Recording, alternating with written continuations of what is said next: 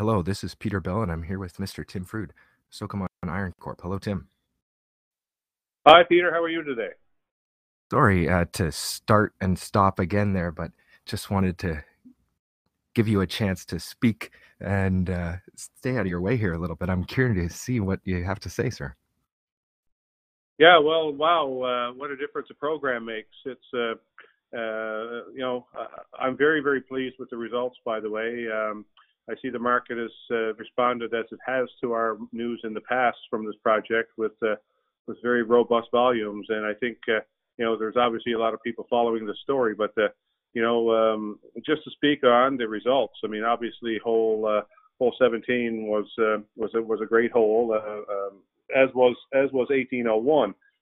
Probably a little stronger results from the current hole, but these things are like lightning bolts. I mean, because of a lot of electricity, and they're also very hard to draw in a straight line. So Yes. And can I just it stop kind you of, there for a second there? yes.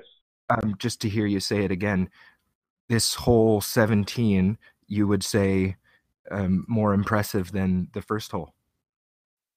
Yes, obviously, it's nearly twice as thick in terms of its extent, and that told us a story right there, Peter. The structure that we initially envisioned at work here in the eastern trend was more of a north-south sort of trending, but with a very steep sort of westerly dip. It became quite clear with the first few holes we've drilled here that is not the case. In fact, the structure that the mineralization is sitting in is actually very similar to the structures that occur in the nearby western trend, which is kind of curious and also potentially very significant because a structural report completed in 2016 on this project suggested that very possibility that both the east and the west trends are actually in the same sort of structural block, and that they're not two separate items separated by some barren rock. Now it's our mission to prove what's in between the two, but certainly from what we've seen in the first few holes in the east trend from this phase, the structure is more of a north dipping, which is very consistent with the western trend, moderate to gently dipping block, and that would explain the way the drill pattern and the results sort of worked out the way they did. We will now attempt to further this zone more effectively by a winter drilling program from the ice, which means we'll be drilling much shorter holes, and they'll also be giving us more of a true sort of dimension or aspect of thickness and the lateral extensiveness, which will be very hard to test from the current drill positioning. So, like I said, this is always a learning curve. Geology is a great science, a lot of fun in that. You never know everything, and you learn something with every drill hole. So, Yes. We've certainly done that with the program, and as well, the other exciting, sort of topic from this program is Rig 2 to the north. Yes. A full kilometer to the north has intersected, what we consider to be the source of a high-grade float train in that area, and the drill is currently repositioning. Rig 2, that is currently repositioning to further test that new zone of visible gold mineralization that was previously unrecognized up there. So a lot of good news from this program at the outset, and we hope to continue that through to the end of the program, in a month or so. And the second rig, that's not drilling on a pond or any ice. Nope. It's actually quite close to the road, which is nice and convenient. Sometimes, Trans-Canada Highway. Yeah, well, this highway is only a kilometer north of the Trans-Canada is only a kilometer or so north of where the rig is positioned now, and this project has really a lot of very strong attributes, from the infrastructure side of things. Not only the geological high grade nature of this project.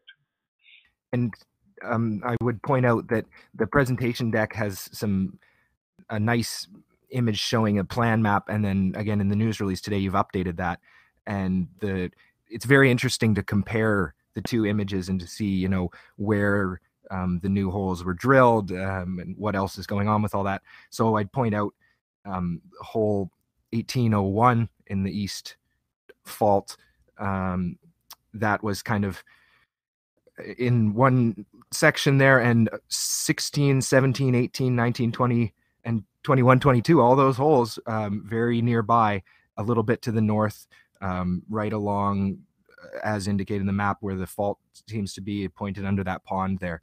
And you're talking about now changing azimuth and pointing more due north and stepping out onto the pond and drilling steeper holes possibly next. So please, any information that you provide on that drill plan and what next there in the eastern fault. Absolutely. You're pretty well bang on the money there, Peter. What we intend to do actually is still test to the south, because we have not yet tested a hole to the south of 1801.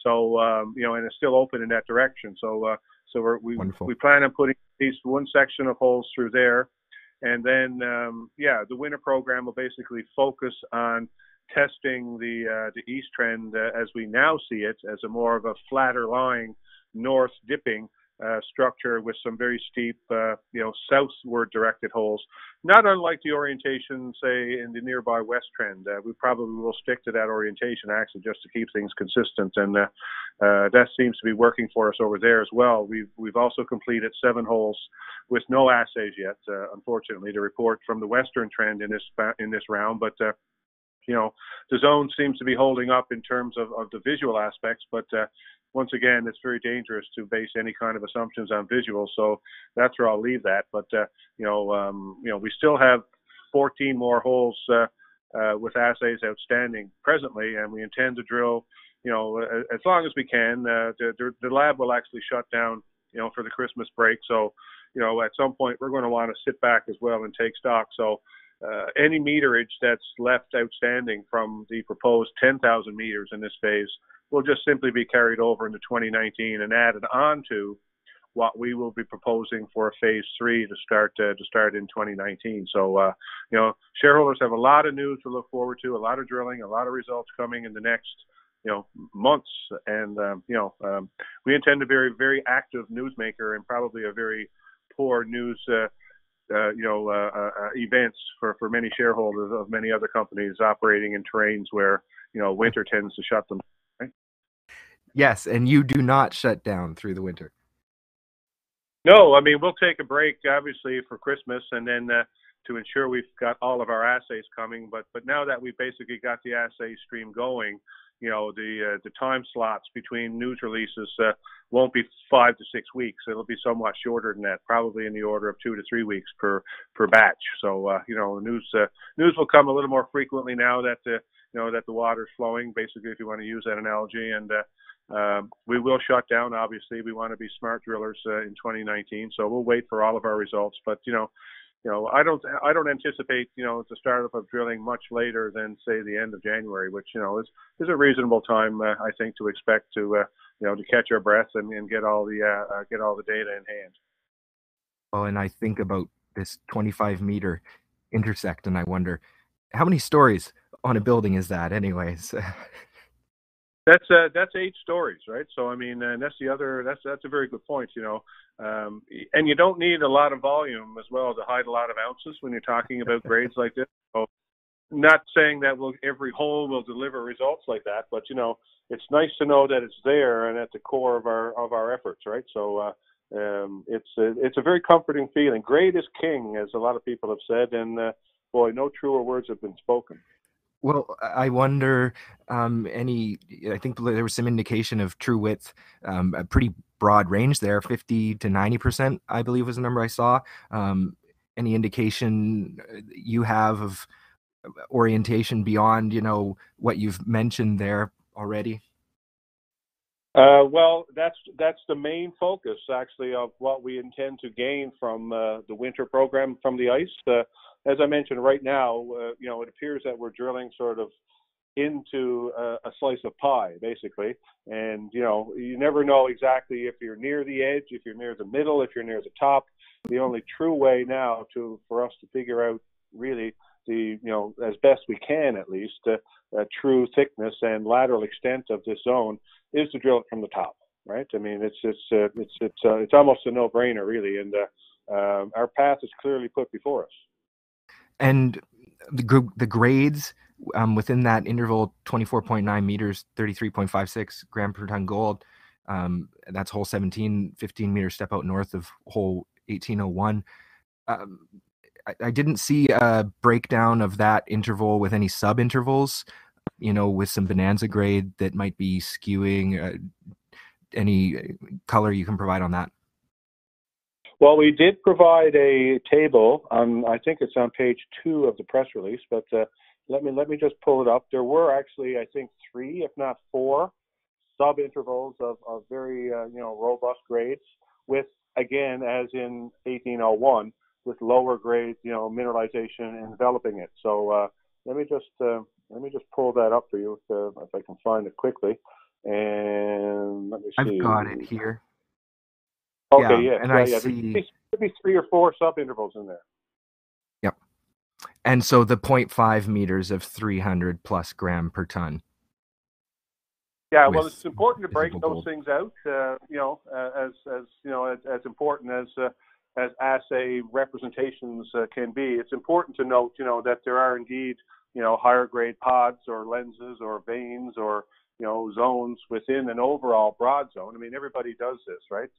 You spread it out over the width of the zone, and you note your high grade. That's important for transparency as well as for understanding where the gold is in that system. So there were, again, as in 1801, some very high grade zones of 1 to 2 meter thicknesses, which is certainly not super wide, but they're not super skinny either. They're kind of they're kind of there, right? So I mean, and as I mentioned, drilling from the top of the ice through this zone will give us a better orientation, or a better idea, of their orientation within that overall package.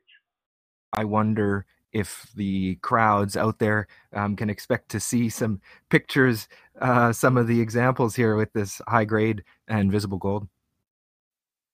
Well, we could certainly do that, but I don't think anyone really needs to look beyond the numbers to appreciate that. And you know what? A lot of this gold is very fine. In fact, there was one sub-interval in that 24 meters. We didn't see any gold, and there were, I think there were 3 or 4 consecutive assays of like a half meter to a meter of more than an ounce. So I mean, it's clear that this is a very robust gold system, and that the gold basically can occupy a couple of different settings, right? Not just slobs or. You mentioned the structural complexity, but I wonder about mineralogical. Yeah, again, yes, we could certainly, and we see that in the results when we get the metallic, when we actually get the assay certificates from the lab. There's a fair representation of both, significant gold in the coarse fraction as well as the fine fraction. So there's obviously quite a bit of gold that we're just not seeing, right? It's either in the sulfides themselves, or just very finely disseminated, a bit too fine for the naked eye, sort of thing, And thanks for also mentioning that I believe it was the area to the north was showing some similar basic chemistry as the eastern zone there as well. Very important aspects of mineral explorations project here. And yes, well, I tell you, it was very comforting to get that hit up there. We were kind of hoping, for that rig 2 would pull a couple of rabbits out of hats for us, and boy, on the third hole, it certainly did. And obviously results have to be received yet, but it's comforting, to see the mineral assemblage, the visible gold, and as well, to be directly almost below a high grade boulder field suggests, this thing is, not just a small isolated incident, but instead could be, a zone that could be, well, time will tell. I mean, we have to obviously drill it out, right? Yeah. And you mentioned, being below another area of interest. In the case of the north, there's the surface boulders gold. And I point out in hole 17, there's 2 intervals, right? There's that 80-meter depth hit, and then again at 150 approximately. Does that connect us into the structural theory that is starting to develop here, possible repeating stacked structures in some way? Well, exactly. I wouldn't go as far as to say that we can certainly draw a straight line between the actual intersections themselves. But what we probably can say is that that whole corridor basically between the east and west zones, and where Rig 2 is drilling a kilometer to the north, we could have a series of these mineralized sort of slices or on echelon stack sort of sequences over that, and time will tell. We've got several hundred meters between holes in most cases up in that area, and there's a lot of room here to certainly expand on some very interesting mineralization. Wonderful. Congratulations on the great results, Tim. Well, thank you. And yeah, I mean, we're going to be busy campers for sure. We'll certainly be looking forward to our Christmas break, but hopefully Santa Claus will put a few more presents under the tree for us. If you take a break, you'll just find some way to work through it. Anyways. Well, probably the way. Yes. And on behalf of all the shareholders, we appreciate it, right? It's a lot of work, and the vision can be taxing but the results speak loudly. Yeah, well, sometimes you just gotta stick to the plan, and I think that's been one sort of the elements in the past that people will look at this program and a project and say, well, it's been drilled extensively. Well, in a way it has, and in a way it hasn't. 110 drill holes is over a 10-year period basically, which is when that earlier work took place. It's not a lot of work, collectively it might sound like it, but as well, there was never really any effort to, and I should say any effort. I think the programs were small, generally piecemeal, and it was hard to stay focused. So that's our mission: is to stay focused, stick to the plan, like we did with phase 1. We were criticized for not drilling more holes into the east trend when we did. Just drilled the one hole, but these things are not easy to figure out. You look at any of the big high-grade mines in the world, Red Lake and Fosterville and others. I mean, these mines were once left for dead, and they had a revival when people finally focused, So I mean, we're a long way from that yet, Peter. Cautionary note, forward-looking. But these things get abandoned along the way. You're certainly right. And I wondered about you taking another trip out to one of these legendary camps too. If we might see you reporting from Australia. Well, I've actually been to Fosterville. Funny enough, Mr. Froude and I had a nice chuckle over that. But I wouldn't mind going back and actually see that high-grade stuff, because that stuff didn't exist. Well, it was there, but no one knew it was there when I was there. On my first trip there, but I'd dearly love to go back and then take some notes and lots of pictures. Well, it seems to be capturing the world's imagination. People paying more and more attention to mining all the time, and Newfoundland, Canada has a place with you. Well, certainly. Exactly, Peter, and I'll tip my hat to our neighbors here in Newfoundland down at Valentine Lake, Marathon Gold. Congratulations to that team, and crossing 4 million ounces, in all categories. Again, a stock that's not getting any respect, and I think that's symptomatic of the industry. But 4 million ounces is not a small deposit, and you know what? They're only just beginning down there. That's right. Well, and seasonality. Wait for January. Small stocks seem to, statistically, right? Okay, well, thank you, Peter, and anytime, give me a call for any updates. Thank you very much.